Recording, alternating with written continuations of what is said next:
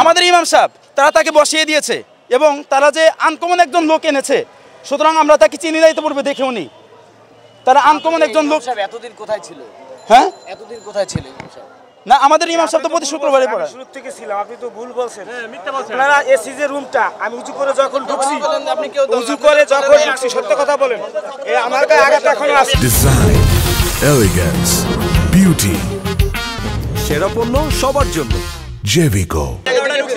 উঁচু করে আমি ভিতরে ঢুকবো মসজিদের ভিতরে যে এসি রুমটা, হুজুর যেখানে বক্তব্য রাখে, এখানে সাধারণ মুসল্লিরা ঢুকবো, আমি উঁচু করছি, আমি ঢুকবো, তারা সবাই মাদ্রাসা ছাত্র, কাউকে ঢুকতে দিচ্ছে না, কাউকে ঢুকতে নাই। উচ্ছৃঙ্খলা পরিবেশটা তারা নিজেরাই তৈরি করছে, করে পুরো মসজিদটাকে ভাঙচুর করছে। তার ছাত্ররা আপনার এই যে সিঁড়ির নিচ থেকে লাঠি নিয়ে আমাকে আঘাত করছে, এখানে ঘুষি মারছে, অনেক অনেক মুসল্লিরা মার খাইছে সাধারণ, কারণ একমাত্র সম্পূর্ণ মিথ্যা হয়েছে। শুনেন, আমার উপর যখন হামলা হয়েছে তখন আমি তাকে জিজ্ঞেস করি এবং পরিকল্পিতভাবে শুরু থেকে ছিলাম। দর্শক, 5 আগস্ট শেখ হাসিনা পদত্যাগ করার সামনে একটি উত্তপ্ত পরিবেশ তৈরি হয় এবং বাইতুল মোকাররমের যে সাবেক যিনি ইমাম, অর্থাৎ সাবেক বলতে 5 আগস্ট পর্যন্ত যিনি ইমামের দায়িত্ব পালন করেছেন, তিনি হঠাৎ করেই তার লোকজন নিয়ে মসজিদে আজকে শুক্রবার জুমার নামাজ পড়াতে আসেন এবং তিনি যখন আসেন সেটি আসলে সাধারণ মুসল্লিরা বিষয়টি কোনোভাবেই মেনে নিতে পারেননি। সাধারণ মুসল্লিরা প্রতিবাদ করেন, তখনই কিন্তু আসলে মসজিদের ভিতরে একটি উত্তপ্ত পরিবেশ তৈরি হয় এবং বাইতুল মোকাররমের মসজিদের যিনি সাবেক যিনি ইমাম, তিনি যে লোকজনগুলো নিয়ে আসেন তারা সবাই মিলে এখানকার সাধারণ মুসল্লি তাদের উপরে হামলা চালান এবং মসজিদের বিভিন্ন আসবাবপত্র ভাঙচুর করেন, এমনটাই অভিযোগ করছিলেন এখানকার যারা সাধারণ মুসল্লিরা। আমরা একটু জানবার চেষ্টা করব আসলে এখানকার মুসল্লিদের কাছে এখানে মূলত ঘটনাটা কি ঘটেছিল।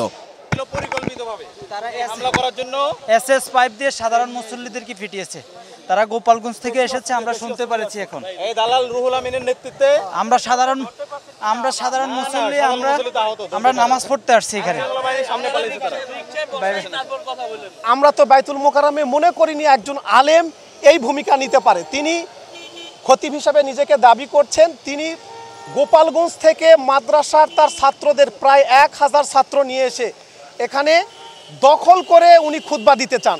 তখন মুসল্লিরা ওনাকে বলেছে, আপনি খুতবা দিতে পারেন না, শহীদদের রক্তের দাগ এখনো শুকায়নি, সিদ্ধান্ত হবে তারপরে খুতবা দিবেন। ওনার সাথের ছাত্ররা নির্দয়ভাবে ঢাকার মুসল্লিদেরকে পেটালো। আজকে কোনো ধরনের কোনো আলাপ ছাড়া তার ছাত্ররা মসজিদের চত্বরের ভিতরে রক্তাক্ত করেছে। অসংখ্য আজকে মুসল্লি আহত হয়েছে, আজকে প্রায় 50 জন আমার সামনে আহত হয়েছে। তারা জুতার বক্স, রড এবং পাইপ দিয়ে তারা গ্লাস ভেঙেছে, গ্লাস দিয়ে হত্যার উদ্দেশ্যে হামলা করেছে, আহত করেছে সবাই আজকে। তো আমরা সরকারের কাছে আহ্বান জানাই, ফাঁসিবাদের দূষররা বাংলাদেশের বিভিন্ন স্থাপনা থেকে, বিভিন্ন প্রতিষ্ঠান থেকে স্বেচ্ছায় পদত্যাগ করছে, আর একজন আলিম তার ছাত্রদেরকে নিয়ে এসে জাতীয় মসজিদে রক্ত ঝরালো। এটা যদি অনতিবিলম্বে এটার প্যানিশমেন্টের ব্যবস্থা না করা হয়, তাহলে এটা মুসল্লিদের মাঝে চরম প্রতিক্রিয়া তৈরি হবে এবং এটা জাতীয় ইস্যুতে একটা পরিণত হবে। উনি আওয়ামী লীগের নমিনেশন চেয়ে নৌকা মার্কার পোস্টারিং পর্যন্ত করেছে। সেই লোকটা আজকে উনি যখন এই সরকারের পট পরিবর্তন হলো, যেটা করলেন তিনি পালিয়ে চলে গেলেন। তাহলে একজন খতিব তিনি যদি এই অবস্থা পালিয়ে চলে যান, তার মানে সে ফ্যাসিবাদের দোসর, এই দোসরটাই এই কাজ করেছে। আজকে লোকজন নিয়ে এখানে হামলা করতে আসছে পুরা বাইতুল মোকাররম মসজিদে, সাধারণ মুসল্লিরা প্রতিহত করছে।